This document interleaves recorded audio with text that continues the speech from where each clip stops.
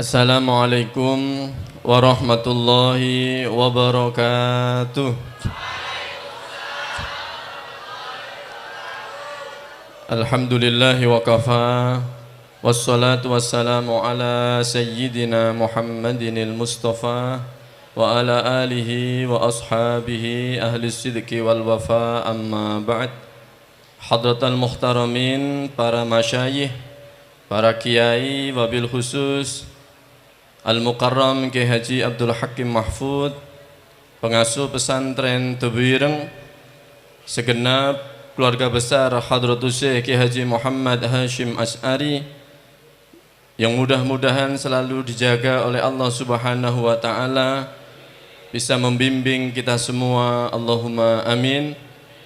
Al-Mukarram Ketua Dewan Masyayikh Tebuireng Dr. Kiai Haji Musta'in Syafi'i, Al-Mukarram tamu kita Al-Ustadz.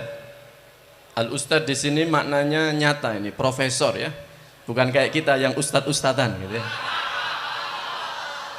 Al-Ustadz Ad-Duktur Kiai Haji Abdus Somad LCMA yang kami hormati, segenap santri Tebuireng, ada dari unsur Ma'had Ali Hashim Asy'ari,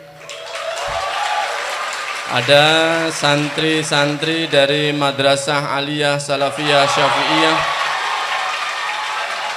ada dari teman-teman SMA AWH dan semua yang rawuh.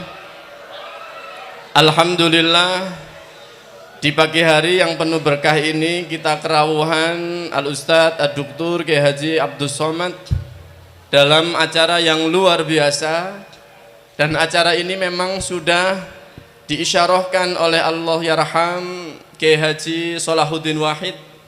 Saat itu kami di Pusat Kajian Pemikiran Hadratus Syekh melacak siapa-siapa yang menulis konsen kepada Hadratus Syekh, dan di antara yang muncul adalah beliau Al-Mukarram Al-Ustadz Ad-Duktur Kiai Haji Abdus Somad. Lalu kemudian Yai Solah sudah mengatakan kapan-kapan diundanglah ke Tebuireng gitu. Dan alhamdulillah waqi' nyata dan terjadi hari ini di masa kepengasuhan Kiai Haji Abdul Hakim Mahfud, beliau rawuh seperti yang dawuhkan Yai Irfan Yusuf tadi yang ketiga kali. Dan ini yang paling istimewa saya kira, karena di sini kita akan membahas Hadratus Syekh Muhammad Hashim Asy'ari wa juhuduhu fi nasri sunnah an-nabawiyah di Indonesia, yang kira-kira terjemahannya peranan kontribusi Hadratus Syekh dalam menyebarkan as-sunnah an-nabawiyah di Indonesia, dan langsung akan dipaparkan oleh sahib disertasinya, yaitu beliau Al-Mukarram Kiai Haji Abdus Somad, dan dibanding oleh Dewan Masyayikh kita, bahkan Ketua Dewan Masyayikh kita, beliau Al-Mukarram Dr. Kiai Haji Musta'in Syafi'i. Tanpa panjang lebar, marilah kita serahkan waktu sepenuhnya. Ustadz, kalau protokolnya 1 jam tapi bisa 3 jam. Bebas ya, bebas. Kita tidak berani membatasi para masyayikh. Demikian pula nanti Yai Musta'in bebas Kiai sampai sonten mboten napa-napa. Matur nuwun, marilah kita dengarkan beliau Al-Ustadz Ad-Duktur Asy-Syaikh Abdus Somad Batubara. Oh, ini nama lengkapnya baru tahu. Ustadz Abdus Somad Batubaroh gitu kalau tulisannya. Kita dengarkan, mudah-mudahan kita semua dapat ilmu yang manfaat barokah. Allahumma amin. Pada beliau waktu dan tempat kami haturkan. Bismillahirrahmanirrahim. Assalamualaikum warahmatullahi wabarakatuh. Alhamdulillahilladzi bi ni'matihi tatimmus shalihat, wassalatu wassalamu ala sayyidis sadat wa ala alihi wa ashabihi ahlil fadaili wal karamat, ila hadratin nabiyil mustafa Muhammadin sallallahu alaihi wasallam wa alihi at-tayyibin at-tahirin wa ashabihil mayamin wan nabiyyin was siddiqin was syuhada was salihin wal malaikatil muqarrabin wal ulama'il amilin wal awliya'is salihin. Wa akhussu bidzikri Syekh Nawawi Al-Bantani wa Syekh Mahfud At-Tirmasi, Syekh Salih Darat As-Samrani, Syekh Khalil bin Abdul Latif Al-Bangkalani, wa hadratus Syekh Muhammad Hashim Asy'ari, wa Syekh Yusuf Hashim, wa Syekh Wahid Hashim, wa Kiai Haji Abdul Rahman Wahid Hashim, wa usuluhum wa furu'uhum syai'un lillahi wa lahumul Fatihah. A'udzu billahi minasyaitonir rajim. Bismillahirrahmanirrahim. Alhamdulillah rabbil alamin. Arrahmanir rahim maliki yaumiddin. Iyyaka na'budu wa iyyaka nasta'in. Ihdinas siratal mustaqim, siratal ladzina an'amta 'alaihim wal maghdubi 'alaihim waladdallin. Amin.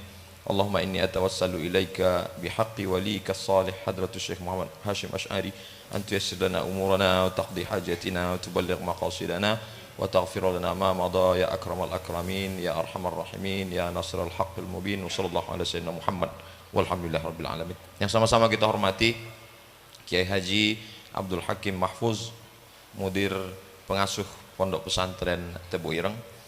Kemudian Dewan Masyayikh Dr. Kiai Haji Ahmad Musta'in Syafi'i. Terima kasih yang tak terhingga kepada moderator yang juga Mudir Ma'had Ali Syekh Hashim Asy'ari, Kiai Haji Ahmad Roziki LC MHI. Kemudian Mudir Pembina Pondok Haji Lukman Hakim. Kemudian para zuriat dari Hadratus Syekh Muhammad Hashim Asy'ari yang berhadir pada kesempatan ini, Kiai Haji Irfan Yusuf, Gus Mirza, Kiai Haji Abdul Ghaffar, dan yang tak dapat saya sebutkan satu persatu. Kemudian sahabat saya Ustadz Dr. Zahrul Fatah, dan yang saya banggakan para mahasiswa-mahasiswi Ma'had Ali Hadratus Syekh Hashim Asy'ari, kemudian para santri, kemudian para hadirin hadirat, insyaallah semuanya dimuliakan Allah Subhanahu wa taala. Amin ya rabbal alamin. Disertasi ini sudah disidangkan pada tanggal 24 Desember 2019. Profesor Dr. Awad Al-Karim Hussein, beliau alumni dari Deoban, India. Beliau talaqi hadis daripada masyayikh di Deoban, Madrasah Darul Ulum Deobandi. Kemudian Profesor Dr. Haidar Aidrus Ali, beliau adalah pakar manuskrip yang pernah dipekerjakan pemerintah Arab Saudi. Kemudian setelah itu beliau menjadi ketua jurusan hadis di Universitas Afrika Internasional. Adapun musyrib yang membimbing saya namanya Profesor Dr. Umar Al-Ma'ruf Ali. Beliau guru besar hadis di Universitas Durman Islamic University. Tapi di samping itu juga beliau adalah salah seorang mursyid tariqat Sammaniyah. Urgensi judul ini, mengapa saya menulis ahamiyatul maudu. Kita tahu bahwa banyak organisasi Ahlus Sunnah wal Jamaah. Di Sumatera ada Al-Jamiatul Wasliyah, kemudian ada Persatuan Tarbiyah Islamiyah, di Lombok ada Nahdlatul Watan, kemudian yang sama dengan itu Matla'ul Anwar. Secara akidah Asy'ari, secara fikih bermazhab dengan lebih mengedepankan mazhab Syafi'i, secara tasawuf Sunni dengan berpegang kepada Imam Junaid Al-Baghdadi dan Imam Abu Hamid Al-Ghazali, bertarekat amali, bukan sekedar teori. Tapi secara banyaknya jamaah, maka tak dapat dipungkiri Nahdlatul Ulama. Dan di antara para ulama di dalam Nahdlatul Ulama itu sendiri yang disebut sebagai Syekhul Akbar adalah Hadratus Syekh Muhammad Hashim Asy'ari. Itu salah satu motivasi urgensi tema ini. Kemudian banyak juga para ulama tidak meninggalkan karya. Bukan berarti mereka tidak berilmu, tapi mungkin tidak sempat atau tidak ada waktu menulis sehingga tidak meninggalkan. Sedangkan Hadratus Syekh banyak meninggalkan. Kemudian Hadratus Syekh kalau kita ringkaskan paling tidak ada 3. Pertama, menyiapkan para kader dengan pondok pesantren. Yang kedua, punya jam'iyah. Kemudian yang ketiga adalah gerakan politik. Jadi beliau amat sangat peduli pada 3 aspek ini. Kemudian beliau mendirikan Nahdlatul Ulama sebagai wasilah untuk menyatukan umat yang ketika itu terpecah belah oleh penjajahan dan aliran-aliran yang datang belakangan yang sebetulnya bukan asli yang ada di Nusantara ketika itu. Adapun poin berikutnya yang kelima, saya ingin supaya kita punya kepedulian terhadap kajian hadis, karena ada beberapa tuduhan dari orang yang tidak mengerti, kita disebut sebagai ahlul bid'ah, ahlul bid'ah wad dhalalah, karena melihat dari kenyataan-kenyataan di tengah lapangan, dari mulai tahlilan, yasinan, maulidan, Isra Mi'raj, nuzul Quran, halal bihalal, hanya dari itu saja fenomena itu, lalu kemudian begitu mudahnya mengatakan bahwa ini adalah bid'ah. Kita mesti melihat dasar sosoknya, keilmuannya, itulah salah satu urgensi tema yang saya pilih. Kemudian mengapa saya asbab ikhtiar maudhu, next, kenapa saya memilih ini? Saya pilih karena banyak sekali yang mengkaji dari Syekh Hadratus Syekh, mereka mengkaji aspek fikihnya. Ada beberapa yang saya kumpulkan di muqaddimah, ada mengkaji aspek fikih, ada mengkaji aspek tarbiyah, ada mengkaji aspek tasawuf, ada yang menulis beberapa di jurnal tentang hadis. Tapi untuk menulis dalam bentuk disertasi, dalam bentuk karya besar, maka itu salah satu sebab mengapa saya pilih tema ini. Kemudian untuk memperbaiki pemahaman sebagian orang mengatakan bahwa orang Indonesia itu sufi, lalu dibesar-besarkan bahwa sufi itu tidak mengerti hadis, bahwa mereka jauh dari sunnah dan lain sebagainya. Kemudian untuk memperlihatkan ke orang yang tidak mengerti bagaimana perjuangan Hadratus Syekh Muhammad Hasyim Asy'ari menyebarkan, nah bagaimana beliau di tengah kesibukannya melawan penjajah tapi masih sempat menyebarkan sunnah. Maka yang saya tonjolkan adalah Hadratus Syekh Hasyim Asy'ari wa juhuduhu fi nashris sunnah, saya batasi fi Indonesia. Next, hadaf tujuan disertasi ini, tujuan su'ubat, ya, su'ubat, kesulitan-kesulitan yang saya hadapi selama menulis, diantaranya referensi. Saya kesulitan mencari referensi karena tidak semua dicetak dan dibukukan. Sebagiannya ada manuskrip dan sebagiannya masih privat, dimiliki orang per orang. Lalu kemudian sulitnya ulama-ulama Indonesia menulis tentang hadis, walaupun seperti Syekh Abdul Rauf As-Singkili, beliau menulis tentang tafsir, tapi kemudian ada juga hadisnya tapi tidak mendominasi. Nah, jadi itu salah satu kesulitan. Kemudian sebagian hadis yang disebutkan Syekh, ketika saya temukan hadis itu, saya cek di kitab asli, kelihatan bahwa Syekh menulis kitab itu dari hafalannya. Jadi tidak seperti orang sekarang menulis buku persis sekali hadisnya. Kalau ada orang menulis persis sekali, itu dua kemungkinan. Pertama, dia hafiz, yang kedua dia dibantu Google sehingga tidak silap sama sekali. Syekh menggunakan ingatan kekuatan beliau al-hafiz, beliau hafiz, dari hafalan beliau yang luar biasa. Kemudian sebagian hadis-hadis itu letaknya di kitab asli, dalam kitab mawa'iz, dalam kitab ruqaq, dalam kitab adab, yang sebagiannya status hadisnya dipermasalahkan oleh orang sekarang. Kalau zaman dulu sebenarnya tidak dipermasalahkan. Ajma'al ulama ala jawazil amal bil haditsid dhaif, kata Imam An-Nawawi. Tapi orang sekarang seolah-olah kalau sudah dhaif itu sama dengan maudhu'. Begitu populernya Albani membagikan ini sahih, ini dhaif. Kalau sudah dhaif disamakan dengan maudhu'. Tapi karena dia yang banyak websitenya, banyak channelnya, akhirnya bagi orang awam yang tidak mengerti handphone, mana yang paling banyak iklannya, itu yang benar. Jadi adik-adik mesti terus pasang iklan supaya dia bisa berimbang di sosial media. Kemudian tujuan, hadaf. Next. Hadaf tujuan dari menulis disertasi ini adalah untuk memunculkan sosok Hadratus Syekh. Bukan bagi orang Indonesia. Orang Indonesia semua kenal. Tapi bagi orang yang belum mengenal atau orang Indonesia yang selama ini tidak mau tahu. Jadi saya ingin orang Indonesia tahu aspek hadisnya. Lalu kemudian bagaimana perjuangan beliau, dan mengajak kepada mahasiswa untuk lebih peduli, apakah itu mentahqiq atau mensyarah atau menterjemah, terserah. Bisa tiga aspek, tahqiq, syarah, ta'liq, terjemah, supaya terus karya-karya ini. Kita tahu bahwa Imam Laits Ibnu Sa'ad alim, Kana Laitsu afqah min Malik. Sebagian mengatakan Imam Laits itu lebih faqih daripada Imam Malik. Tapi kenapa mazhabnya hilang? Karena Imam Malik punya murid-murid yang luar biasa, itu yang akan menyebab guru menjadi terkenal. Begitu juga dengan Imam Muhammad bin Idris Asy-Syafi'i, dia punya Imam Rabi' Al-Muradi yang menuliskan Ar-Risalah. Ada Imam Al-Buwaiti yang menuliskan Al-Um, sehingga kita kemudian dilanjutkan oleh murid yang tidak bertemu. 400 tahun sesudah Imam Syafi'i datang Imam An-Nawawi, kemudian Imam Ar-Ramli, Imam As-Suyuti. Itulah pentingnya murid. Jadi kalau ada orang menganggap seorang ulama itu besar, di antara karomahnya adalah punya murid-murid, dan saya yakin dan percaya di antara karomah Hadratus Syekh punya murid-murid yang luar biasa yang sedang ada di hadapan saya saat ini. Saya sebetulnya simpel saja.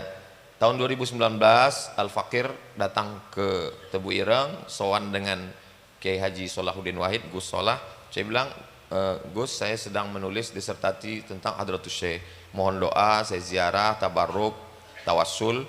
Kemudian nanti kalau sudah selesai, saya mau datang, mau menyerahkan disertasi saya. Tapi ternyata tidak semua keinginan kita tercapai, dan saya tujuan awalnya datang ingin silaturahim. Saya membawa keluarga saya, bawa anak saya, bawa ibu saya, mau datang silaturahim. Saya tidak menduga bahwa besar sekali penerimaan istiqbal yang sambutan dari Pondok Pesantren Tebu Ireng. Hanya Allah membalas. Saya merasa saat ini seperti sidang disertasi sekali lagi. Kemudian metode yang saya pakai, next, manhajul bahs. Metode yang saya pakai yang pertama adalah manhaj tarikhi, yaitu dengan mengkaji biografi dari Hadratus Syekh dari awal sampai akhir, lalu saya petik apa analisa yang bisa saya ambil. Yang kedua adalah manhaj istiqra'i tahlili, yaitu dengan melihat ucapan, pendapat, qaul, manhaj beliau dari beberapa referensi yang saya dapatkan. Next, at-ta'rif bi Syekh Muhammad Hashim Asy'ari. Beliau adalah Hadratus Syekh Muhammad Hashim bin Kiai Asy'ari bin Kiai Abdul Wahid bin Kiai Abdul Halim, kemudian anak dari Kiai Pangeran Sambo, kemudian Pangeran Benowo Sultan Hadiwijaya bin Abdul Aziz bin Abdul Fattah bin Sunan Giri. Dari Sunan Giri ke atas saya tidak muatkan lagi, karena hampir sepakat semua ahli tarikh bahwa mereka adalah keturunan Sadah. Mereka adalah zuriat Nabi dari jalur Fam Azmat Khan. Jadi sampai ke atasnya adalah dari Imam Ja'far Shadiq, kemudian Muhammad Al-Baqir, kemudian Sayyidina Ali Zainal Abidin, Sayyidina Al-Husain, Sayyidatuna Fatimah, Sayyidina Maulana Muhammad sallallahu alaihi wasallam. Jadi kecintaan saya berharap dengan mencintai zuriat Rasulullah SAW, Hadratus Syekh, maka mudah-mudahan itu menjadi wasilah saya untuk bisa mendapat syafaat Nabi Muhammad sallallahu alaihi wasallam. Dan beliau darahnya dua-dua juga dari jalur yang sama. Adapun dari pihak ibu, beliau adalah cucu dari Kiai Sihah. Sihah diambil dari kata bahasa Arab sayhah. Sayhah teriakan yang kuat sehingga musuh-musuhnya ketakutan. Kiai Sihah itu punya anak perempuan namanya Nyai Layyinah, punya anak perempuan yaitu Nyai Halimah binti Syekh Utsman, dan itu adalah ibu dari Hadratus Syekh Muhammad Hashim Asy'ari. Jadi darahnya asli, sangat biru, original, tidak bercampur dengan yang lain. Adapun keluarga, beliau punya keluarga Syekh Hadratus Syekh Asy'ari menikah dengan Nyai Halimah, punya anak. Saya muat di dalamnya, tidak saya sebutkan satu persatu, khawatir tidak menyebutkan label pangkatnya, mengkhawatirkan kurang kehormatan kepada mereka. Mudah-mudahan Allahumma fir lahum warhamhum wa'afihim wa'fu anhum. Beliau dilahirkan pada hari Selasa 24 Zulqa'dah, dan kita tidak pernah berencana bahwa ini juga dipresentasikan di bulan Zulhijjah, mendekati dari bulan kelahiran beliau, bertepatan dengan 14 Februari 1871 Hijrah. Saya banyak berutang budi kepada Allah yarham Gus Muhammad Hisam Hazik. Saat menuliskan itu saya baca biografi beliau bahwa beliau sangat peduli kepada kitab-kitab muallafat Hadratus Syekh, kemudian beliau sakit, kemudian beliau meninggal. Di tengah sakitnya beliau masih sempat, jadi saya banyak berutang karya-karya Gus Isom Hazi. Berikutnya rihlatuhu al-ilmiyah. Setelah beliau mulazamah dengan ayah beliau Kiai Asy'ari, lalu kemudian beliau banyak menghafal mutun. Ini pentingnya menghafal mutun, karena setelah kita hafal kita sulit untuk lupa. Lalu beliau mulai menuntut ilmu pada umur 15 tahun. Jadi ini juga pelajaran buat kita. Jadi kalau ada adik-adik yang umur 20 belum pergi jauh, beliau sudah meninggalkan orang tua umur 15, pertama kali ke Ma'had Wonokoyo di Pasuruan, setelah itu pindah ke Langitan di Tuban, setelah itu pindah ke Tenggilis Surabaya. Kemudian beliau mendengar bahwa di Madura ada seorang wali Allah, Syekhana Khalil bin Abdul Latif Al-Bangkalani. Kemudian beliau ke sana, kemudian beliau juga pergi ke Demangan, kemudian Lasem, kemudian ke Dunglo, kemudian setelah itu pada suatu perjalanan beliau belajar di Pondok Siwalan Panji di Sidoarjo, belajar kepada Syekh Ya'qub. Lalu kemudian beliau seorang yang luar biasa, banyak belajar, artinya tidak bisa mencukupkan diri hanya kepada satu kiai saja. Apa yang beliau lakukan ini seperti yang dilakukan oleh Syekh Imam Al-Bukhari yang juga ahli hadis, banyak mengambil ilmu dari para kiai. Berikutnya, referensi tentang itu saya ambil dari tulisan orang Arab namanya Syekh Amirul A'lam, dari kitab A'lam Makkiyin. Jadi bukan orang Indonesia menulis biografi beliau, A'lam Makkiyin, tokoh-tokoh kota Makkah. Kemudian next, beliau menikah pada usia 21 tahun. Jadi informasi ini pasti amat sangat menyakitkan bagi jomblo, tapi saya tetap memuat karena itu satu sisi motivasi, satu sisi menunjukkan beliau orang yang wara', menjaga wattaqullah wa yu'allimukumullah. Jadi beliau takwa kepada Allah sehingga ilmunya luar biasa. Dalam perjalanan mengunjungi Ma'had Siwalan Panji di Sidoarjo, beliau belajar kepada Syekh Ya'qub. Kemudian Syekh Kiai Ya'qub melihat ini at-talib mujtahid luar biasa, akhirnya beliau nikahkan dengan anak perempuannya bernama Nyai Nafisah pada tahun 1892. Ketika itu umur Hadratus Syekh 21 tahun, dan setelah itu mereka pun pergi ke kota Makkah Al-Mukarramah. Next, mereka pergi ke Makkah Al-Mukarramah, lalu kemudian beliau diberikan Allah karunia seorang anak laki-laki bernama Abdullah. Beliau beri nama Abdullah. Jadi dari penamaan anak itu juga kelihatan beliau sangat ahlus sunnah sekali, karena nama bagus adalah Ubbida, yang disematkan kepada Allah SWT. Nama yang paling bagus nama anak Abdullah. Beliau beri nama anaknya Abdullah. Abdus Somad masih agak jauh sedikit. Jadi kalau ada orang mengatakan dia sangat ahlus sunnah sekali, sampai penamaan anaknya pun dari hadis Rasulullah SAW. Tapi kemudian jadi ada ujian besar dalam hidup beliau, bahwa istri beliau meninggal, Nyai Nafisah meninggal. Tak lama setelah itu 40 hari meninggal pula anak beliau. Jadi ada pukulan besar dalam hidup beliau. Kita tahu bahwa kematian itu as-sadmatul ula, pukulan yang pertama luar biasa. Istri meninggal, anak meninggal.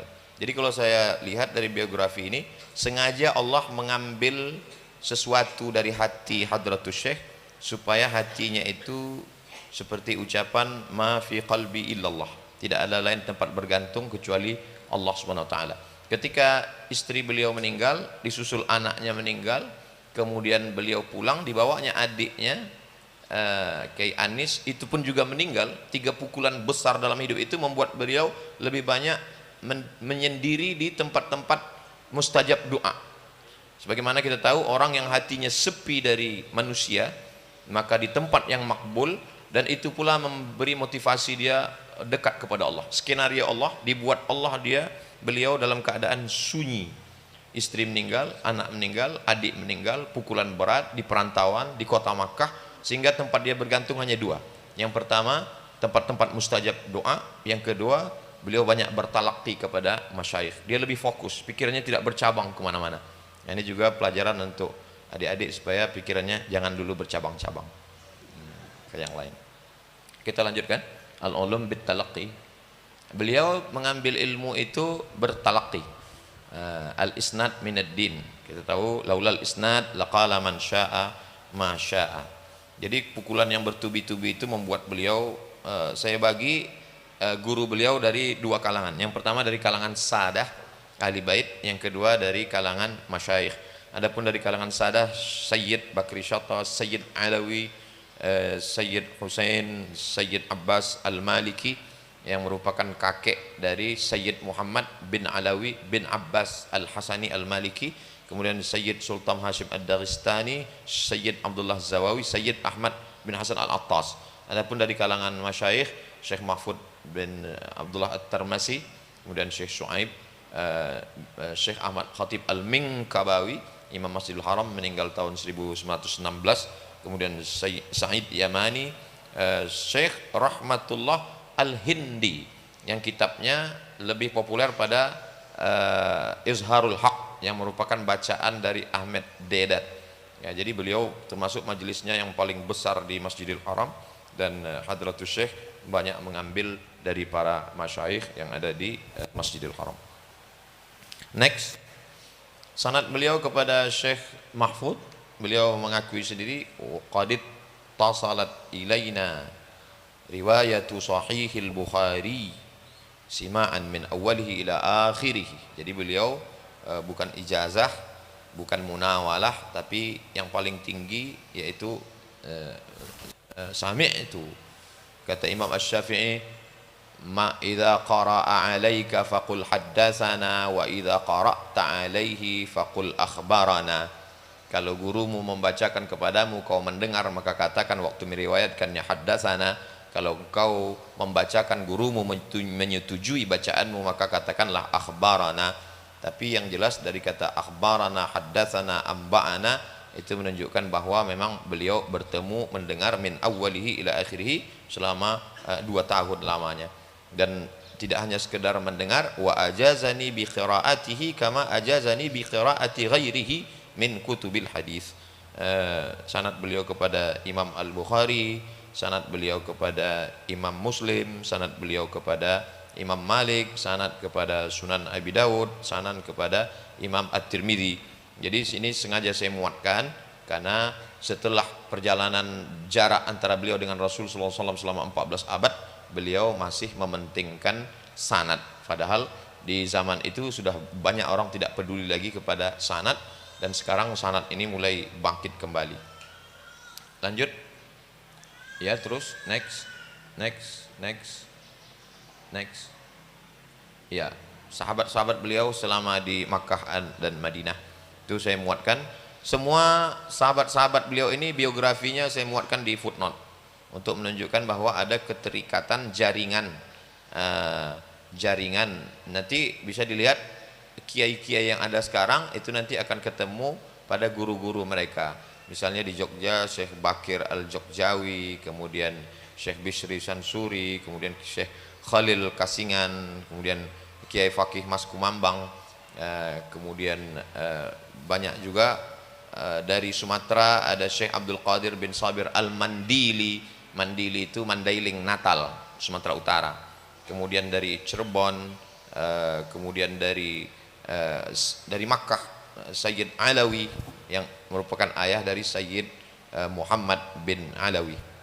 Ada dari Maghribi dan lain sebagainya. Jadi persahabatan beliau adalah persahabatan internasional, walaupun saat itu belum ada Facebook dan Instagram. Jadi padahal 100 tahun yang lalu. Ini membuat kita malu. Kita di zaman media sosial yang begitu hebat, kita sangat tertinggal. Berikutnya, next, beliau belajar di Makkah. Beliau tidak hanya belajar tapi juga mengajar di kota Makkah. Itu dikatakan oleh Sayyid Muhammad Asad bin Ali bin Ahmad Syihab dalam kitab Al-Allamah Muhammad Hashim Asy'ari Wadi' Labinati Istiqlal Indonesia. Lam yakun taliban fahas bal tawallat tadris. Jadi beliau mengajar. Satu yang mengagumkan, Mengajar di kota Makkah itu secara duniawi, secara ukhrawi pasti nyaman, pasti enak. Secara dunia jamaah banyak datang, kemudian secara akhirat tempatnya tempat yang diberkahi Allah SWT. Kalau dia mau, dia tidak pulang ke negeri ini. Terus maka kita lihat banyak sekali ulama yang beberapa generasi akhirnya melahirkan generasi yang disebut muallat, anak-anaknya sekarang. Tapi beliau tidak. Beliau pulang berjuang dari nol dengan berbagai macam kesulitan, karena beliau ingin ada perbaikan pada bangsa ini. Lanjut, beliau kembali dari kota Makkah Al-Mukarramah. Ada seorang Kiai Ramli melaksanakan haji dari Karangkates Kediri. Dia punya anak perempuan namanya Nyai Khadijah. Kemudian kedatangan ini merupakan satu titik balik. Setelah beliau menuntut ilmu begitu lama, akhirnya beliau menikah dengan Nyai Khadijah dan kembali.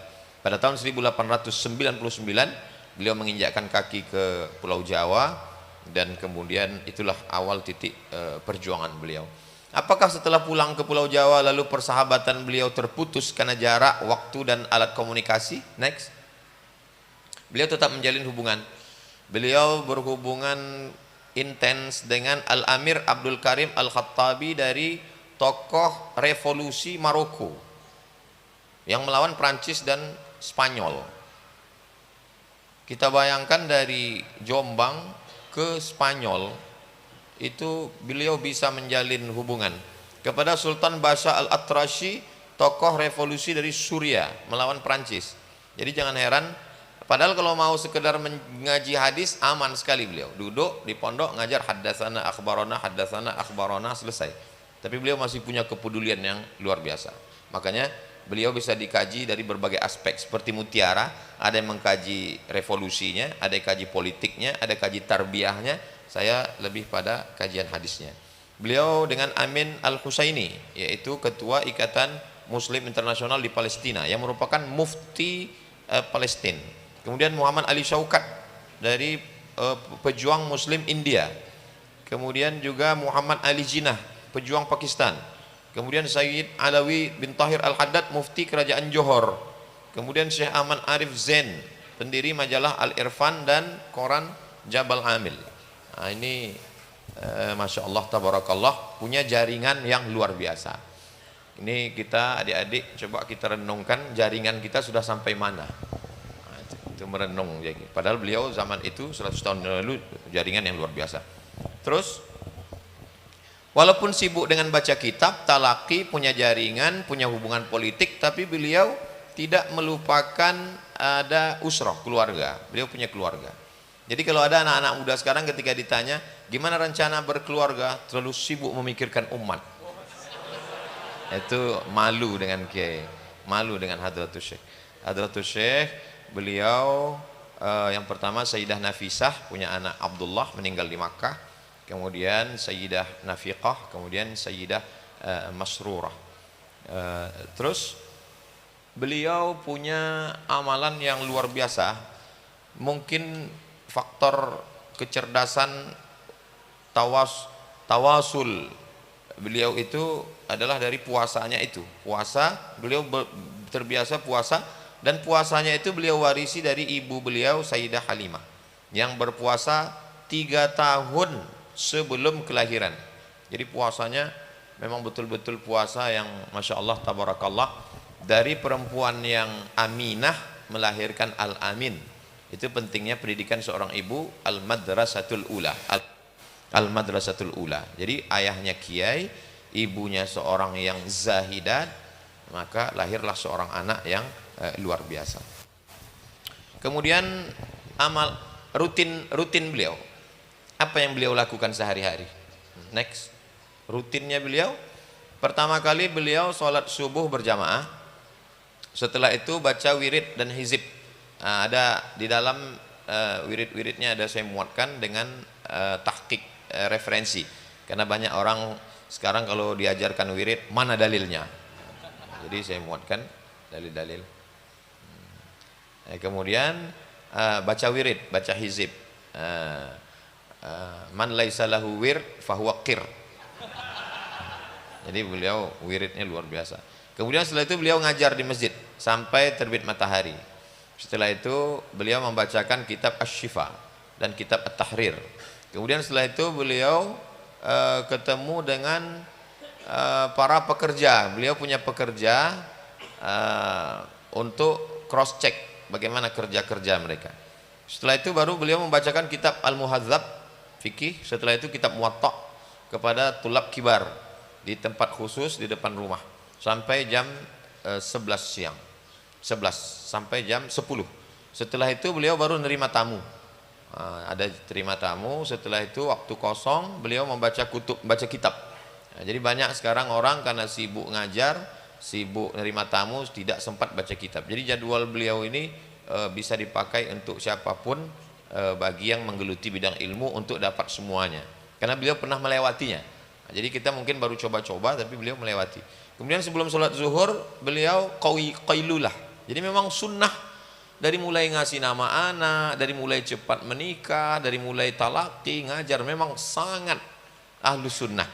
Jadi itu yang ingin saya tonjolkan bahwa beliau A sampai Z itu ahlu sunnah. Kemudian setelah sholat zuhur berjamaah beliau membacakan kitab lagi. Setelah itu baru meriksa dan menerima laporan-laporan. Kemudian jadi ada tidak semuanya serahkan, ya udahlah terserah kamu, tawakal Allah, enggak. Beliau tetap ada ikhtiar, ada usaha.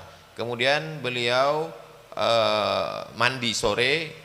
Setelah itu beliau pergi ke masjid untuk sholat asar berjamaah. Setelah itu sorenya beliau baca kitab Fathul Qarib. Setelah itu nunggu azan maghrib. Nunggu azan maghrib beliau mutolaah kitab. Setelah itu baru sholat maghrib berjamaah bersama tulab. Setelah itu baru setelah sholat maghrib nerima tamu sampai masuk azan isya. Habis itu sholat isya. Ini kenapa nerima tamu dari maghrib ke isya? Jadi saya analisa lama. Soalnya kalau kita nerima tamu setelah isya, itu khawatir tamunya dia habis waktu. Tapi kalau ini kan udah azan isya. Nah, itu jadi cerdas. Kita tetap bisa nerima tamu dan waktu kita tidak habis untuk itu. Lalu kemudian setelah sholat isya, beliau bacakan kitab lagi, baca kitab Ihya Ulumuddin. Kemudian tafsir yang dipakai tafsir Ibnu Katsir. Kemudian sampai jam 11. Setelah itu baru tutup taklim, baru beliau makan malam. Jadi beliau puasa. Jadi puasa tidak waktu buka itu banyak sehingga sampai lupa i'rab saking banyaknya. Beliau luar biasa. Kemudian liburnya hari Selasa dan hari Jumat. Pada hari Selasa dan hari Jumat ini itu pun tidak kosong, beliau pakai untuk meriksa pertama kebun, yang kedua dagang. Jadi beliau punya toko-toko, punya kebun dan dagang itu diperiksa 2 hari dalam sepekan. Lalu kemudian beliau mengkhususkan hari Jumat untuk khusus banyak-banyak baca Quran dan sholawat. Setelah itu beliau menyampaikan khutbah Jumat. Dan ada pengajian umum. Pengajian umum itu tafsir Jalalain. Jadi saya ambil beberapa poin dari jadwal beliau ini. Ada untuk keluarga, ada untuk pondok, ada untuk orang umum. Yang untuk umum tetap juga baca kitab. Jadi banyak orang ibarat pohon kayu, akarnya terlalu kuat sehingga pucuk tidak tersentuh. Ada yang terlalu mementingkan pucuk sehingga akarnya dimakan ulat. Beliau enggak. Ibarat pohon kayu ini dirawat dari mulai akar, batang, dahan, pucuk semua beliau, dan semua dapat. Nah, itu bagaimana kita bisa efisiensi waktu itu? Itu kecerdasan yang luar. Kalau waktunya habis tolong bagi tahu. Lanjut. Next. Beliau pernah kena penyakit demam panas 4 tahun sebelum meninggal. Lalu kemudian ketika itu dibantu oleh 2 orang putra beliau mau sholat Jumat. Kata putra beliau, sholatnya di masjid saja. Kata beliau, ketahuilah bahwa panasnya neraka jahanam itu lebih panas daripada demam panas ini. Tidak meninggalkan sholat berjamaah walaupun demam panas itu sunnah. Sunnah ketika Nabi sakit, yang ketika beliau datang saat itu Abu Bakar sedang sholat.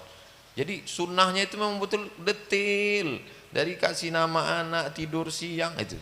Jadi kita kalau memang mau mengaku ahlu sunnah, jadi mesti melalui lewat pintu ahlul asy'ariyah dulu, baru bisa ke ahlu sunnah. Karena sunnah yang hidup itu beliau hidup sunnahnya, bukan hanya sekedar dalam buku. Kemudian terus Next. Beliau tidak putus salawat kepada Rasulullah SAW dengan baca dalail khairat. Dan ketika ada waktu kosong, beliau juga memesankan supaya waktu kosongnya banyak diisi dengan salawat. Nah, jadi memang ada satu amalan yang pasti diterima Allah SWT, salawat. Dan kita selalu, ketika Syekh Muhammad Said Ramadan Al-Buti ditanya, kalau kita bingung untuk cari mursyid, bagaimana kita di zaman edan, kata Syekh Muhammad Said Ramadan Al-Buti, maka banyaklah berselawat, maka akan dapat bimbingan dari Rasulullah SAW. Jadi saya banyak mendengar nasihat orang, baca buku, tapi contoh dalam kehidupan nyatanya itu dalam biografi Hadratus Syekh.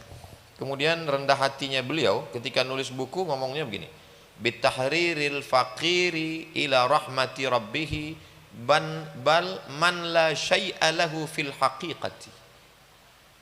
Dengan pondoknya, dengan muridnya, dengan ilmunya, dengan alimnya, dia ngomong man la syai'a lahu fil haqiqati. Karena yang sebenar-benarnya maujud bil haq hanya Allah Subhanahu wa taala. Jadi dia menganggap hanya bayang-bayang saja. Dia mengatakan la syai'a lahu fil haqiqati. Dalam kalimat lain dia katakan min aqallil khaliqati bal min la syai' man la syai'a lahu fil haqiqati. Man la syai'a lahu fil haqiqati. Dia tidak punya apa-apa dalam pandangan Allah Subhanahu wa taala. Adapun next, zuhud beliau. Zuhudnya beliau itu hidupnya amat sangat sederhana, tapi dia tidak fakir. Nah, banyak juga orang ditanya, kamu kok sederhana sekali? Kita memang mesti hidup sederhana, padahal sebenarnya fakir miskin. Kalau beliau enggak, dia punya ruko, dia punya kebun, tapi hidupnya sederhana. Lalu kemudian beliau rumahnya dindingnya dari bambu, lantainya hanya semen saja. Dia tidak berlebih-lebihan. Dari dinding bambu, kemudian dari semen, kemudian di rumahnya tidak ada perabotan, yang ada hanya kitab yang disusun, dan kalau hari panas dia bawa santri untuk menjemur kitab supaya tidak berjamur. Jadi perabotnya ya kitab itu. Tapi kitabnya dari jadwal beliau itu kitabnya dibaca. Banyak juga orang sekarang punya kitab disusun di ruang tamu untuk foto aja. Beliau enggak, beliau dibaca. Kemudian beliau setiap bulan itu mengeringkan kitab itu di panas matahari. Ketika sampai usia tua, ada seorang orang kaya, dermawan, mau berikan bantuan renovasi rumah beliau. Beliau menolak. Kemudian beliau punya mobil, mobilnya mobil lama, tidak untuk sombong, hanya untuk transportasi saja. Penghargaan-penghargaan, next. Beliau mendapat penghargaan dari Ratu Wilhelmina, ratunya Belanda. Penghargaan medali emas pada tahun 1937. Tapi beliau tidak terima, beliau tolak. Karena beliau tidak mau berkoalisi dengan penjajah. Kemudian beliau mendapat kehormatan jabatan Jawa Hokokai dan juga ketua Sumuhu, yaitu urusan agama Islam untuk daerah Pulau Jawa.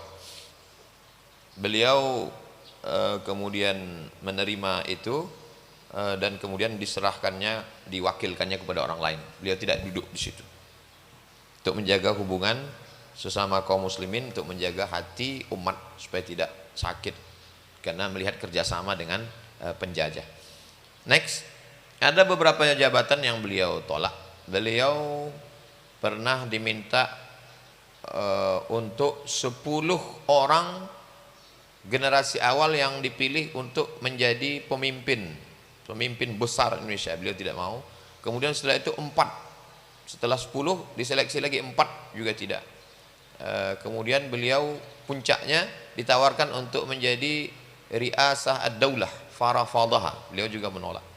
Kata beliau, beliau ingin menjadi pelayan agama, pelayan negeri, pelayan bangsa, melayani agamanya, melayani negerinya, melayani bangsanya dengan ilmu yang ada pada beliau. Berikutnya, beliau tidak mau menerima bantuan. Pernah suatu ketika kesaksian sendiri, dari tokoh-tokoh bahwa ketika ada orang datang mau menawarkan, beliau alihkan ke orang lain. Beliau alihkan ke muridnya, ke santrinya dan lain sebagainya. Kesaksian dari Sayyid Muhammad Asad next bin Ali bin Ahmad bin Syihab, ketika itu datang sekelompok ibu-ibu mengumpulkan bantuan untuk memberikan bantuan, tapi beliau justru memberikannya ke tempat yang lain. Tapi jangan kita bayangkan bahwa Hadratus Syekh itu orang yang terlalu serius sampai nggak pernah bercanda dan lain sebagainya. Next, mizahuhu. Kalau dulu kalau ada pesawat Jepang lewat di atas pondok, itu biasanya ada pesawat Jepang lewat di atas kampung, lalu orang barat, orang penduduk kampung akan mengatakan kasukehe. Kasukehe artinya lari, kasukehe, lari. Dan santri kalau ngelihat Hadratus Syekh lewat di asrama, maka santri bilang kasukehe. Ada pesawat lewat. Dan beliau tidak marah, beliau tersenyum. Jadi beliau tidak temperamen, tidak ngamuk dan lain sebagainya. Hadzal mustalah masyhur baina tullab ma'had Tebu Ireng alladzina syarakul harba diddal Yaban. Lakin mustalah kalau saya sedang keliling lalu kemudian santri-santri bilang kasukehe, ada lari, ada pesawat lewat. Kemudian beliau lianna syekh qad jaa wa sayarmi man la yusalli salatal isya bi asah wa idza ra'a syekh ma fa'ala talib hadha dhahika. Kalau dia melihat ada yang ngomong gitu dia tersenyum, dia ketawa. Kemudian beliau sangat memuliakan tamu. Next. Ada seorang tamu bernama Van der Plas. Van der Plas datang membawa anjing, disambut oleh Syekh karena beliau masih melihat itu masih kemanusiaan. Akan tetapi bukan berarti beliau mau bekerja sama dengan Belanda. Adapun menerima tamu sebagai kemanusiaan, ahlan wa sahlan. Tapi kalau bekerja sama, diberikan jabatan, diberikan emas, beliau tidak mau terima. Kesabaran beliau. Next. Tahun 1942 beliau ditangkap oleh Jepang. Tuduhan beliau tokoh revolusi, ingin melawan Jepang. Kemudian beliau ditangkap di Mojokerto, dipindahkan ke Bubutan. Setelah itu beliau dipenjara bersama murid-murid yang setia dengan beliau. Beliau disiksa dengan penuh siksaan yang luar biasa, dan beliau tetap dalam kesabaran. Beliau sampai pada level ala inna awliya Allah la khaufun alaihim wa la hum yahzanun.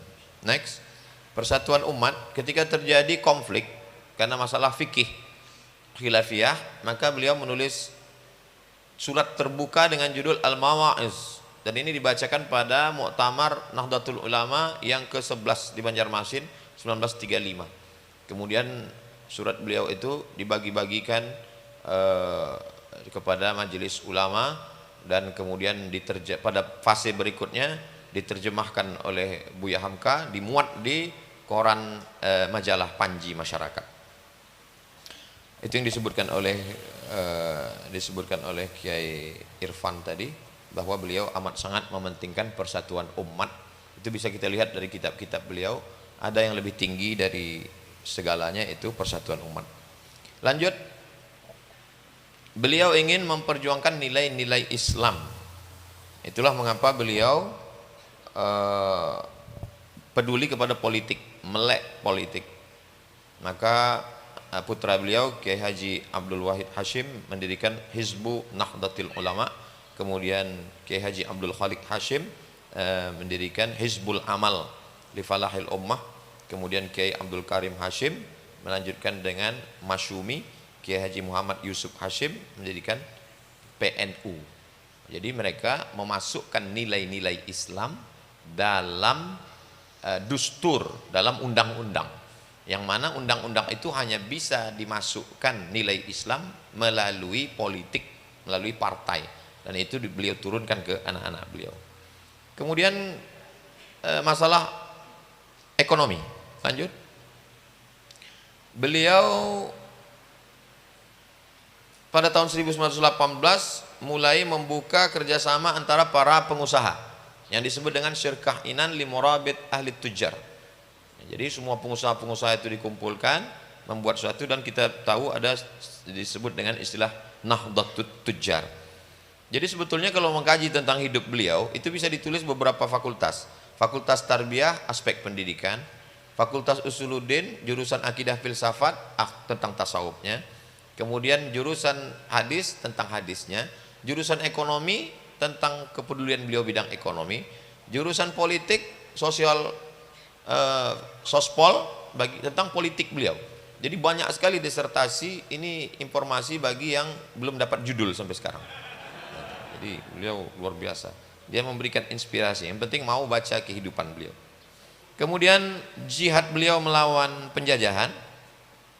Pada tahun 1940 itu bangsa Indonesia diwajibkan apa yang disebut dengan wamil, wajib militer. Syekh Muhammad Hashim Asy'ari mengajak supaya beliau memutuskan aftau bitahrimi musanadati hukumati Holandia ala ay syaklin kana. Tidak boleh membantu penjajah Belanda walaupun hanya untuk donor darah. Tidak boleh darah kita diberikan kepada Belanda, biar supaya Belanda yang menyerang orang Indonesia itu mati. Lalu kemudian haram bagi orang muslim menggunakan kapal Belanda untuk pergi ke Makkah menunaikan ibadah haji Belanda yang saat itu, karena saat itu mereka adalah ahlul harbi. Selanjutnya perjuangan melawan Jepang. Beliau penjajah Jepang mewajibkan menyanyikan lagu Kimigayo, kemudian mengangkat bendera Hinomaru, kemudian wajib menunduk rukuk kepada pemimpin orang Jepang. Kemudian pula beliau ini semua ditentang oleh Hadratus Syekh. Terlalu hormat kepada Raja Jepang Tenoheka yang meyakini bahwa orang Jepang itu adalah bagian dari Tuhan. Lalu kemudian hormat ke arah kota Tokyo. Maka Syekh Hadratus Syekh membantah ini dan mengatakan semua perbuatan itu adalah haram. Maka penjajah Jepang marah dan Hadratus Syekh ditangkap, dipenjara dan disiksa.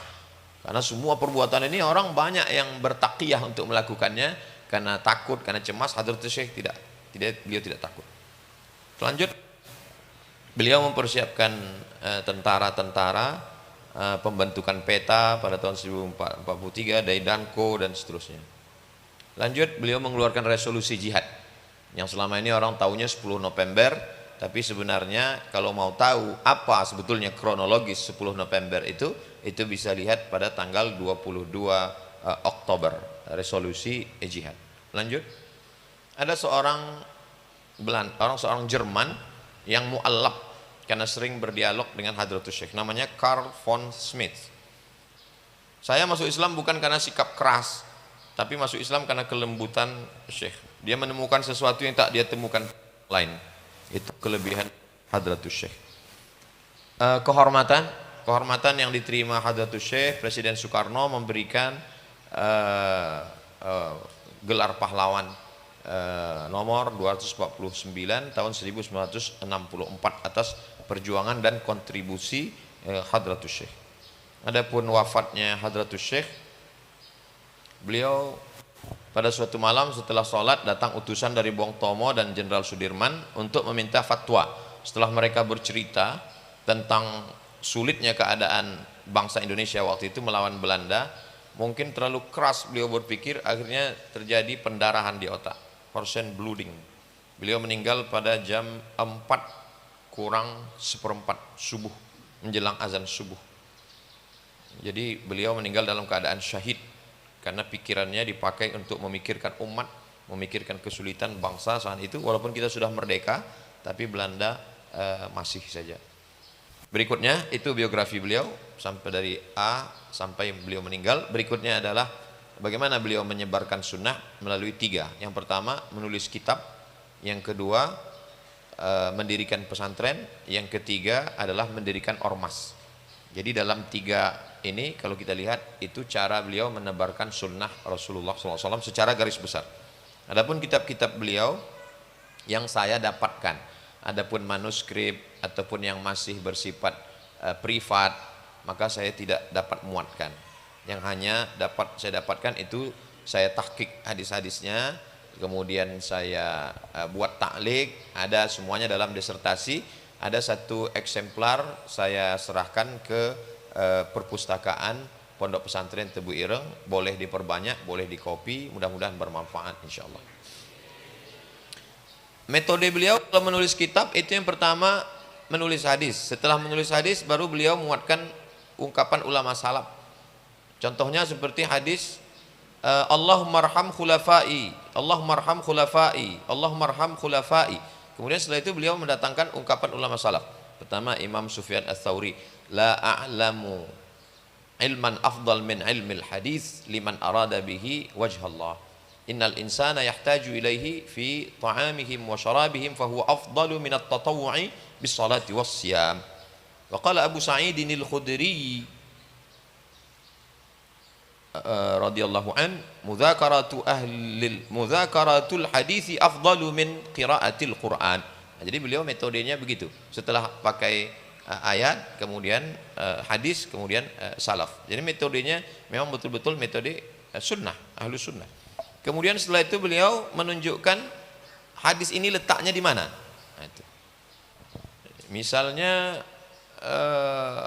beliau mengatakan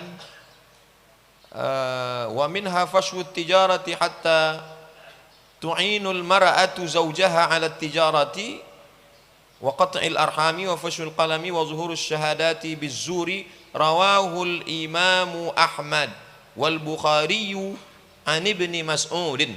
Dia sebutkan rawi a'la, dia sebutkan referensinya. Jadi beliau tidak hanya hafal matan, beliau hafal rawi a'la, beliau hafal kitabnya. Kemudian yang ketiga beliau menyebutkan derajat hadis. Nah, ini banyak sekali sekarang orang meriwayatkan hadis, termasuk Al-Faqir saya sendiri. Kadang ketika berceramah kita mengatakan awwaluhu rahmah, awsatuhu maghfirah, akhiruhu idkum minan nar. Ketika di depan kita ada jamaah yang tidak setuju, mereka langsung angkat tangan. Itu hadis dhaif, Ustaz. Kita tidak bisa menunjukkan karena kita tidak hafal. Beliau bisa hafal menunjukkan ini derajatnya dan lain sebagainya. Misalnya a'linun hadzal nikah waj'aluhu fil masajid, kata beliau. Lalu kata beliau sanaduhu hasan. A'linu hadzal nikah waj'aluhu fil masajid sanaduhu hasan wa tad'ifut Tirmidzi lahu mardudun. Adapun Imam Tirmidzi mengatakan hadis ini dhaif adalah itu kata dia mardud. Wa min thamma akhadha al-Baghawi wa ghairuhu minhu annahu sunnah. Menurut Imam Al-Baghawi, ulama besar dari kalangan Imam Mazhab Syafi'i, bahwa membuat akad nikah di masjid dan memukulkan gendang adalah sunnah pada walimah. Kemudian yang keempat beliau menyebutkan rawi yang mubham. Menunjuk misal qala Muhammad ibnu Ali at-Tirmidzi, qala Muhammad ibnu Ali at-Tirmidzi wa huwa al-ma'rufu bil Hakim at-Tirmidzi as-Sufi sahibu nawadiril usul wa laisa huwa bi Abi Isa at-Tirmidzi. Karena ketika disebut Imam Tirmidzi, banyak orang yang tak bisa membedakan, sama seperti Ibnu Arabi dengan Ibnul Arabi. Apakah yang dimaksud adalah Abu Isa Ibnu Saurah at-Tirmidzi sahibul Jami' atau yang dimaksud adalah Hakim at-Tirmidzi? Beliau jelaskan ini adalah dua orang yang berbeda. Kemudian yang kelima beliau menyebutkan hadis bis sanadil muttasil. Nah, ini untuk zaman sekarang jarang sekali. Banyaknya orang menyebutkan sulit. Beliau menyebutkannya bersanad. Haddatsana Sayyid Husain Al-Habsyi bi Makkah Al-Mukarramah bi sanadihi ila Syekh Ismail bin Jarrah sampai kepada Nabi Muhammad sallallahu alaihi wasallam. Bis sanadil muttasil min hadratus Syekh ila Ar-Rasul sallallahu alaihi wasallam. 6 menyebutkan hadis lengkap dengan syarahnya. Idza ra'aitum riyadal jannati farta'u. Faqila ya Rasulullah ma riyadul jannah? Qala halaquz dzikr. Qala ata hiya majalisul halali wal haram. Kaifa tashtari wa kaifa tusalli wa kaifa tuzakki wa kaifa tahujj wa kaifa tankah wa kaifa tutalliq wa ma asbaha dzalik. Jadi beliau tidak hanya menyebutkan matan, beliau mensyarahnya dalam sebagian. Kemudian yang ada al-fawaid al-muhimmah, ada beberapa faidah-faidah penting. Pertama, zikrul qaidatil ammah li fahmin nusus asy-syar'iyyah. Kata beliau, anna syai'a qad yattasifu bil hurmati awil karahati awil istihbab awil wujub. Boleh jadi satu teks itu mengandung makna haram, makruh, mustahab atau wajib. Bi'tibari iqtirani amrin kharijiyyin bihi wa in kanat mansusan ala ibahatihi aw nadabihi fi syariah. Jadi yang dilihat adalah qarinahnya. Yang dipandang adalah qarinahnya. Ini kaidah dari Hadratus Syekh. Kemudian yang kedua, kenapa sebagian ulama maghribi itu melebihkan kenapa sebagian ulama, kalau sebagian ulama maghribi melebihkan Malik. Makanya judul nama jurusan kami dulu ketika di Darul Hadis Maghribi, jurusannya Isnadul Muwatta' was Sahihain. Lebih dulu Muwatta' baru Sahihain. Kalau ulama sebagian mengatakan Sahih Muslim lebih tinggi dari Sahih Bukhari, kata Hadratus Syekh, wa anna man faddala musliman 'alal Bukhari fali ihkamihi tartib was san'i faqat. Karena tansiknya, karena susunannya, karena sistematisnya itu saja. Jadi beliau memberikan satu alasan yang sebagian orang bingung, kenapa ada yang melebihkan Muslim 'alal Bukhari. Yang ketiga, beliau mengajarkan untuk memperbaiki tulisan sebelum menghafal. Karena kalau sudah hafal tulisannya kacau pasti akan rusak. Nah, ini metode ahli hadis, itu yang disebut dengan dhabtus sadr wa dhabtu kitab. Nah, jadi beliau dhabitnya itu dua, dhabit kitabnya juga.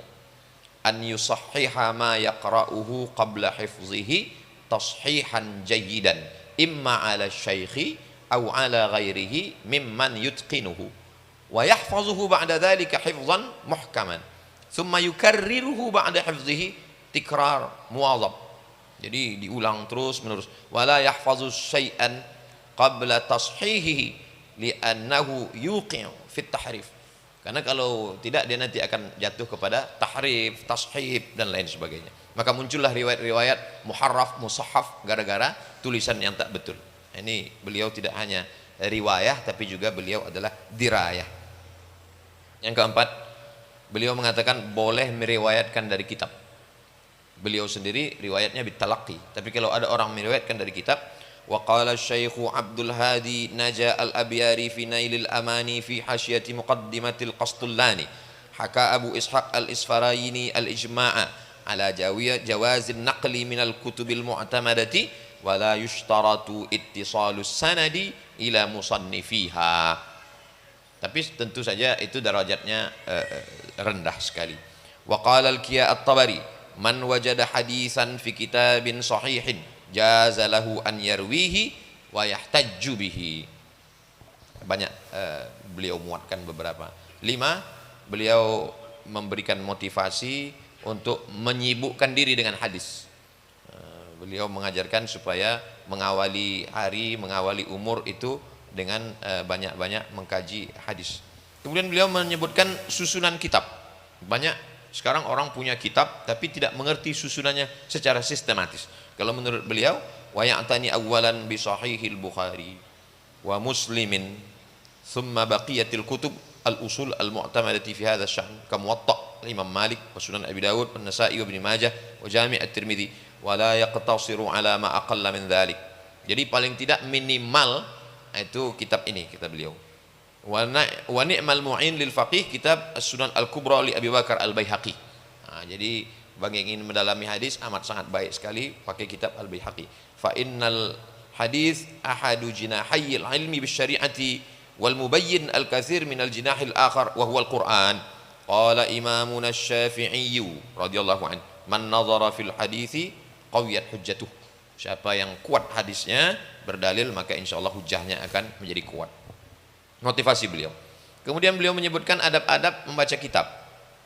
Fa idza adzana lahu syaikhu, kalau kiai sudah memberi izin baca kitab, tafadhal silakan baca kitab. Ista'adza minasyaitonir rajim, maka awalilah dengan a'udzubillahi minasyaitonir rajim. Tsumma yusammillah bismillahirrahmanirrahim. Kemudian alhamdulillah rabbil alamin. Wa yusalli wa yusallimu ala nabi. Allahumma salli ala sayyidina Muhammad wa ala ali sayyidina Muhammad. Tsumma yad'u li syaikhi. Kemudian doakan Syekh Hadratus Syekh Hasyim Asy'ari wa liwalidayhi waliwalidayil qari walimasyayikhihi walinafsihi waliwalidayil syekh walimasyayikhihi walinafsihi walisairil muslimin wa yatarahhamu ala musannifil kitab Allahumma ighfir lahu warhamhu wa'afihi wa'fu anhu wa idza da'a at-talibu li syaikhi qala radhiyallahu ankum au an syaikhina au an imamina wa yaqsudu bihi syaikha wa idza faragha min ad-darsi da'a li syaikhi aidan. Ini adab yang banyak ditinggalkan orang sekarang. Orang baca kitab itu menyepelekan. Ini adab ini insyaallah kita amalkan terus. Yang kedelapan at-ta'allum wa in kana al-akabir anil asaghir. Jadi dalam salah satu judul Imam Ibnu Shalah dalam muqaddimahnya adalah riwayatul akabir anil asaghir, dan beliau mengatakan jangan gengsi untuk belajar dari ini sesuai dengan yang disampaikan orang sekarang bahwa kita adalah apa yang kita baca. Boleh jadi kita lebih tua tapi ternyata anak-anak muda bacaannya lebih banyak. Yang 9 al-istighal bit ta'lif. Nah, ini bukan sekedar ucapan beliau, memang beliau istighal bit ta'lif. Kesibukan di tengah penjajahan, sibuk punya keluarga, ada usaha bisnis dagang, tapi ta'lif beliau tidak tinggalkan. Yuthbitul hifdha wa yudhakkil qalba wa yushahhidhu dhihna wa yujidul bayana wa yaksib jamil al-dhikri wa jalil al-ajri wa yukhlidu ila akhirid dahri. Nah, jadi orang yang mau menulis maka itu yang akan dia dapatkan. Dan betul Hadratus Syekh yukhlidu ila akhirid dahri. Kalau mau dicari-cari kekurangan dari kalimat ini, ada satu lagi yang kurang. Kalau kita banyak menulis, kita bisa membuat orang lain jadi mudah dapat judul untuk menulis disertasi, seperti yang dilakukan Hadratus Syekh. Kemudian yang ke-10 beliau menyebutkan susunan. Ayuqadmu tafsir Al-Quran. Yang pertama kali adalah tafsir Al-Quran. Saya dikritik oleh Munaqis ketika menyebutkan bagaimana Hadratus Syekh menyebutkan lebih dulu tafsir. Di bawah saya jelaskan. Yaqsudu bihi qira'atal Qur'anil karimi ma'a tarjamatihi tafsiriyah. Karena banyak orang sekarang mengatakan ar-ruju' ilal Qur'an. Ar-ruju' ilal Qur'an dhalla wa adalla.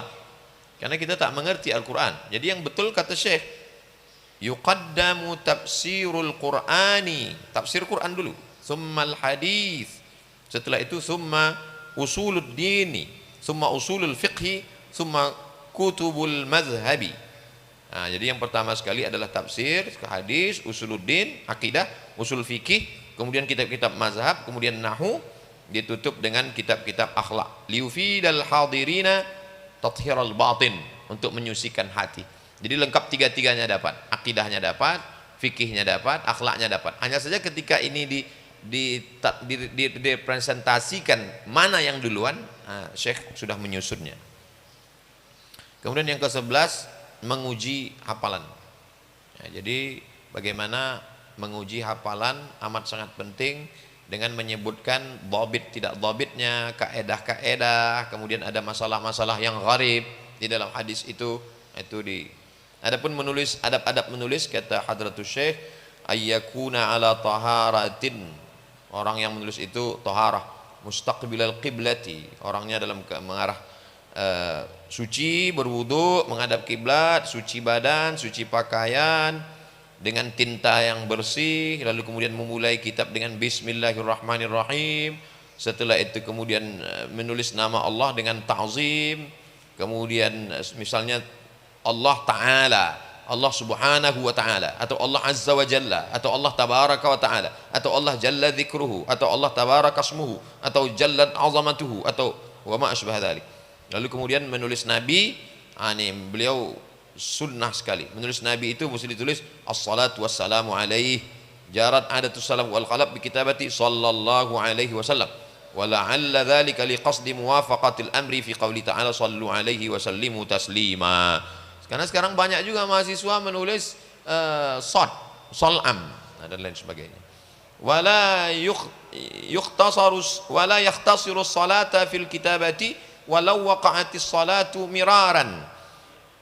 Jangan lupa menulis salawat dalam tulisan walaupun namanya itu berulang kali terus. Kama yaf'alu ba'dul mahrumin fa yaktub sal'am aw satmim wa kullu dzalika ghairu la'iqin bihaqqihi sallallahu alaihi wasallam. Wa idza marra bi dzikri sahabiyyi, kalau sudah lewat nama sahabat radhiyallahu an Wa in kana sahabiyya ibnu sahabi, kalau maka disebut radhiyallahu anhuma, Abdullah bin Abbas radhiyallahu anhuma, Abdullah bin Amr bin Al-As radhiyallahu anhuma. Wa kullama marra bi dzikri ahadim minas salaf al-akhyar wal ulama al-abrar fa'ala dzalika rahmatullahu alaihi wal asiyama al-a'immatul a'lam wa hudatul Islam wa yaktubu kull hadza wa illam yakun maktuban fil asli. Bagaimana kalau di dalam kitab itu tidak ada kalimat ini? Apakah saat membacanya perlu diucapkan? Kata Hadratus Syekh, wa illam yakun maktuban fil asli alladhi yanqulu minhu fa inna hadza laisa riwayatan wa innama hadza du'a. Jadi kalau ada orang mengatakan, kenapa kamu buat tambah sallallahu alaihi wasallam radhiyallahu an? Kan tidak ada dalam kitab aslinya. Hadhihi laisat riwayah wa innama hadza du'a. Jadi beliau memberikan argumentasinya lengkap sedetil-detilnya.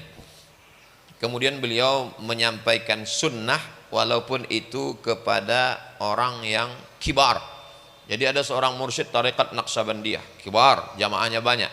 Lalu kemudian mursyid ini tidak mau keluar rumah dan tidak sholat ke masjid. Karena setiap kenapa dia tidak sholat ke masjid? Lalu Hadratus Syekh datang ke rumahnya. Assalamualaikum, waalaikumsalam. Yang keluar istrinya. Mana mursyid? Kata istrinya, mursyid di rumah. Kata Hadratus Syekh, saya yang masuk menarik dia keluar atau dia yang keluar menemui saya? Akhirnya istri mursyid itu kata, kenapa kamu tidak sholat ke masjid? Kata beliau, kalau saya sholat ke masjid, saya melihat ada orang berwajah qir, wajahnya monyet, mithlul qiradah. Kalau saya keluar saya nampak itu. Kata Syekh, Hadratus Syekh, kamu ikuti sunnah, sholat berjamaah, maka itu akan hilang. Nah, jadi banyak orang ketika berhadapan begini dia menjadi takut. Tapi Hadratus Syekh berpegang kepada sunnah Rasulullah sallallahu alaihi wasallam. Lalu kemudian yang ke-14, bagaimana sikap beliau ketika terjadi ikhtilaf? Lamma waqa'a al-ikhtilafu bainahu wa baina Syekh Abdullah bin Yasin al-Fasruwani fi 'iddati masaila minha qadiyatu 'auratil mar'ati, dzakara aqwal al-ulama'i asy-syafi'iyyati, thumma dzakara aqwal ulama'i al-madhhab al-hanafi wa 'allaqa 'alaihi wa khaytimahu biqaulihi hadza madhhabul imami Abi Hanifata فإذا عمل شخص بهذا المذهب وقلده ونظر إلى وجه الأجنبية وكفيها وقدميها بلا شهوة للتعليم أو غيره أو أرشده غيره إليه مع تبيينه له قائله فله ذلك ولا إثم عليه ولا أنكره وإن كنت لا أفعله أنا لا أفعله ولكن هذا صحيح هذا من كلام الأئمة ولا أعتقد جوازه.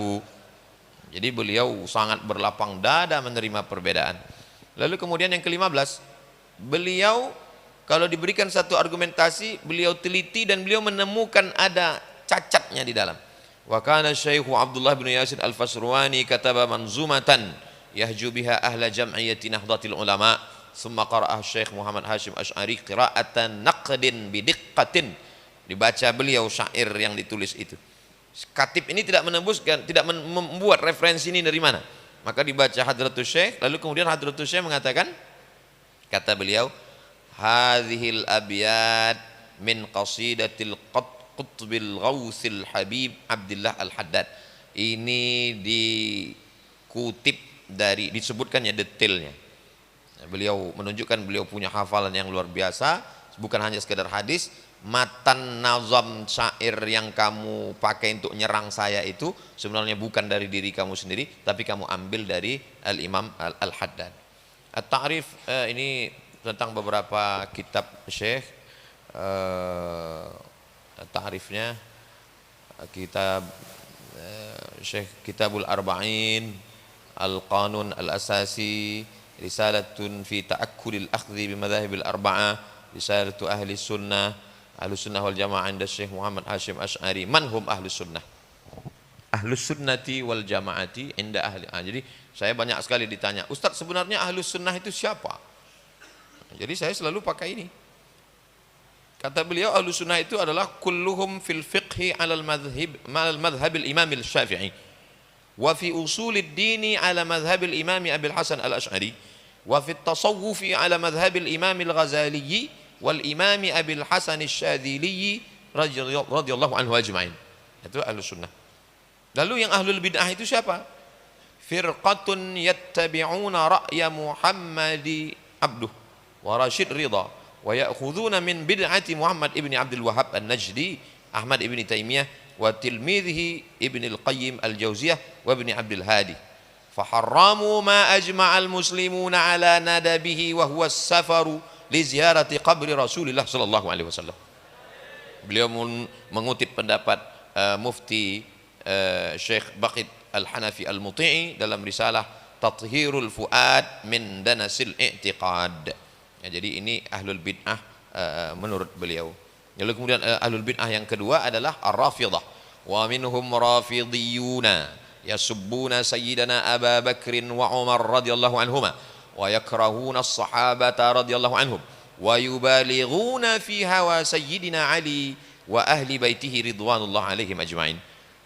ثم نقل قول السيد محمد في شرح القاموس وبعضهم يرتقي إلى الكفر والزندقة أعاذنا الله والمسلمين منها ونقل قول القاضي عياض وذكر أحاديث منع شتم الصحابة سأذكرها في التخريج. Ada saya sebutkan di takhrij hadis.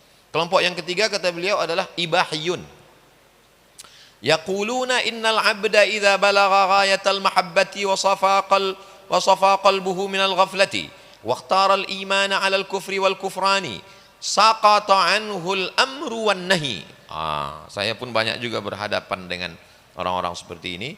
Kalau katanya sudah sampai, jadi apa yang dihadapi oleh Hadratus Syekh dulu dari Al-Wahabiyah, kemudian Ar-Rafidah, kemudian Al-Ibahiyun secara garis besar. Ini ya, banyak orang yang tidak lagi sholat karena sudah sampai kepada hakikat, cukup hanya sekedar memejamkan mata dan berbagai macamnya. Itu terjadi di zaman beliau. Kata beliau, wa hadza kufrun wa zandaqatun wa dalalatun minhum man qala bitanasukhil arwah minhum man qala bil hulul wal ittihad wa hum jahalatul mutasawwifah. Wa naqala qaulal allamati al-amiri fi hasyati Abdissalam wa huwa kufrun sarih. Kata Syekh Sayyid, kata Hadratus Syekh. Kemudian yang kelima kitab Adabul Alim wal Muta'allim, kitab At-Tibyan fi Nahi an Muqata'atil Arham wal Ikhwan, risalatun tusamma bil Mawa'iz, An-Nurul Mubin fi Mahabbatil Sayyidil Mursalin.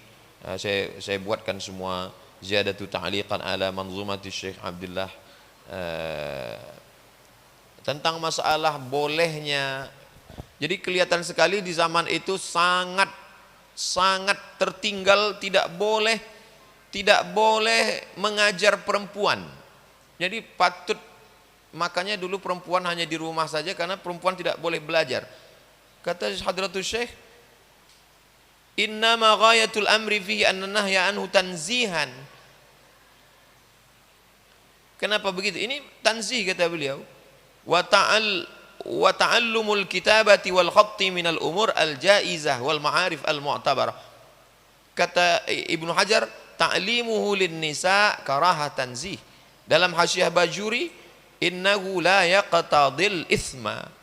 Dalam qala Abu Su'ud wal makruhu tanzihan yujami'ul ibahata. Ya, jadi di zaman beliau itu perempuan nggak boleh belajar, dan Hadratus Syekh memperjuangkan itu supaya perempuan belajar. Kemudian yang kedua tentang ibahatut tasyabbuh bil kuffar idza lam yakun biqasdin. Ini pun juga menjadi permasalahan jawaban beliau terhadap masalah-masalah yang ada ketika itu.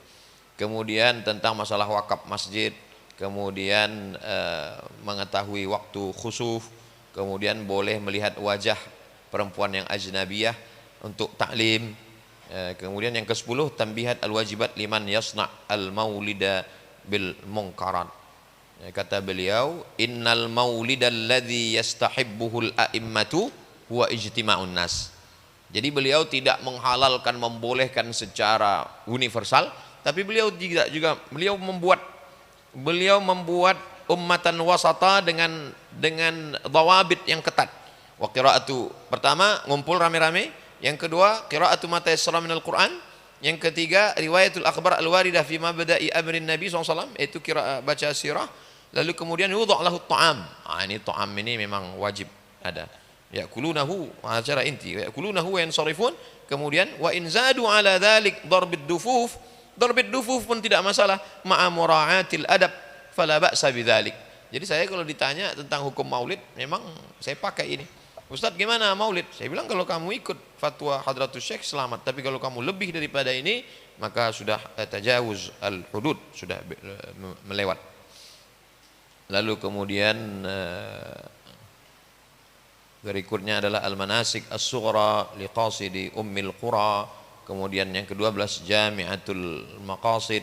Kemudian at-tasawuf sunni. Nah, ini penting sekali karena banyak sekarang orang yang bajunya tasawuf tapi isinya sebetulnya adalah falsafi, atau bajunya tasawuf tapi isinya adalah dukun, klinik. Nah, beliau mengatakan al-Imamul Junaid al-Baghdadi, man lam yahfazil Qur'ana wa lam yaktubil haditha la yuqtada bihi fi hadzal amr fi tasawuf lianna ilmana hadha muqayyadun bil kitabi was sunnati.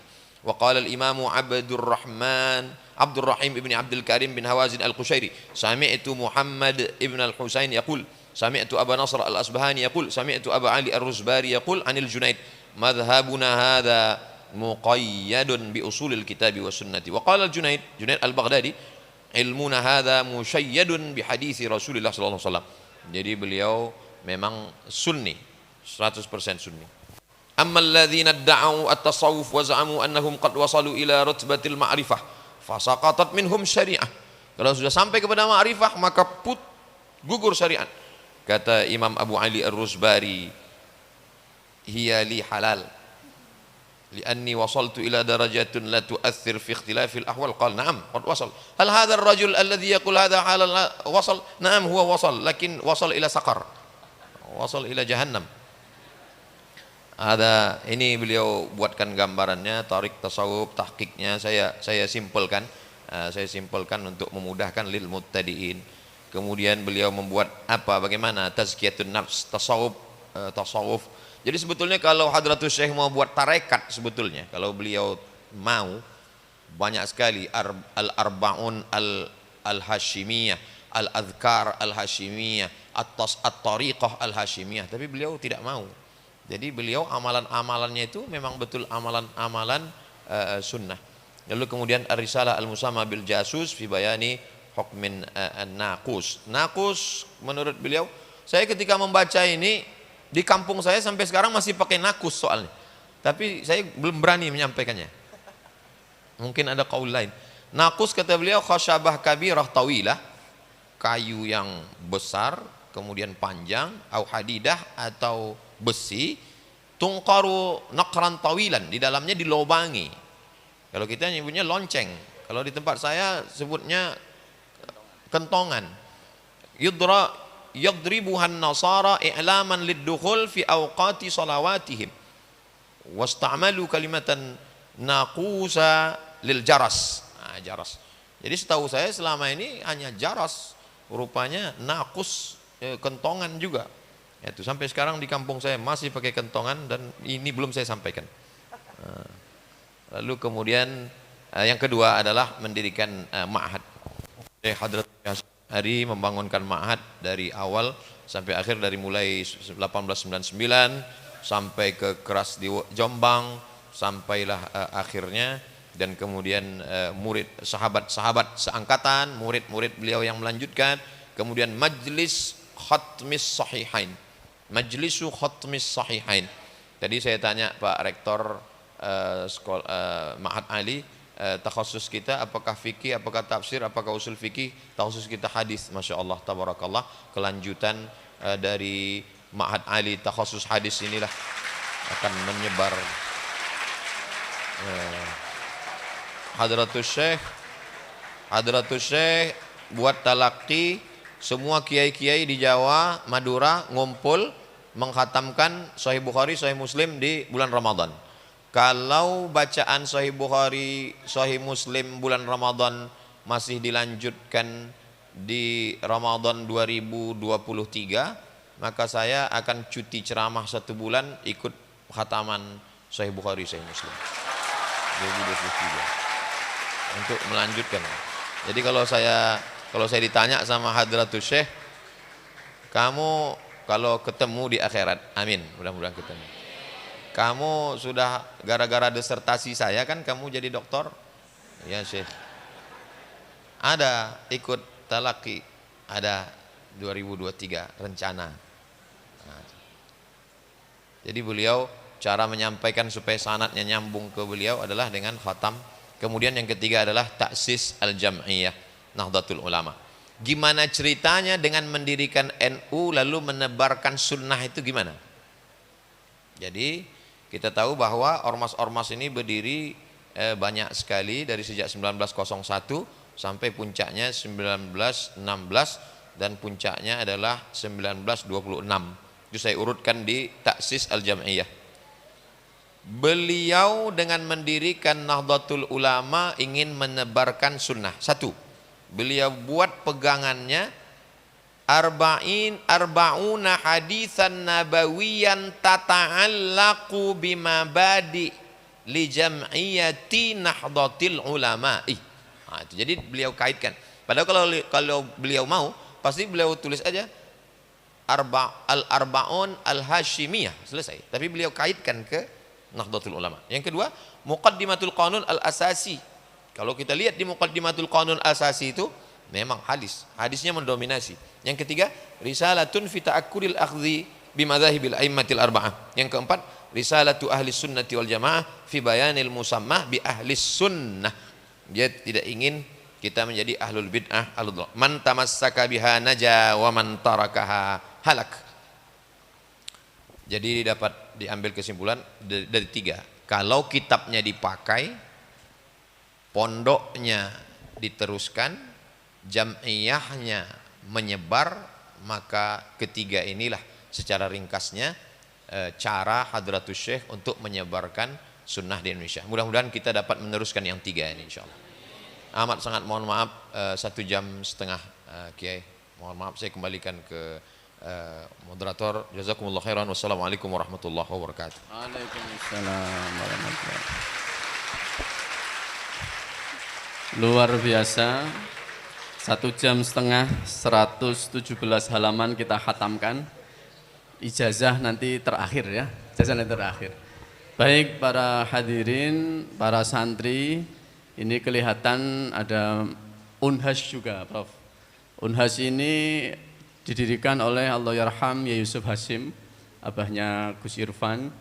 Kemudian Yai Solah juga menjabat rektor, dan sekarang ini telah hadir di antara kita Wakil Rektor 2 Pak Muhsin. Alhamdulillah, selamat datang teman-teman Unhas, kader-kader Tebu Ireng juga. Jadi kita punya Mahat Ali, kita punya Unhas, dan berikutnya Yai Musta ini juga dosen Mahat Ali, juga dosen Unhas gitu ya.